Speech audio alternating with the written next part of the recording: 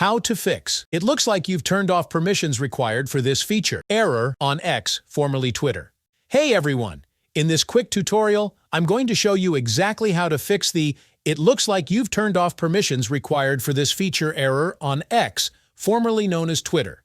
If you've ever tried to post, tweet, or use certain features on X and got this error, follow along. It's super easy to fix.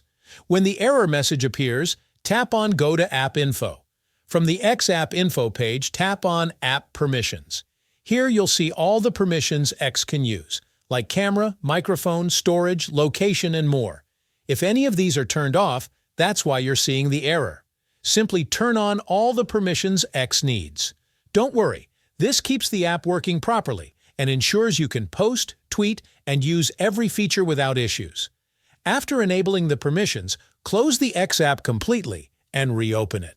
Try using the feature again, and it should work perfectly. And that's it. That's how you fix the "it looks like you've turned off permissions required for this feature" error on X. If this helped you, don't forget to like this video, subscribe for more tips, and leave a comment if you have any questions.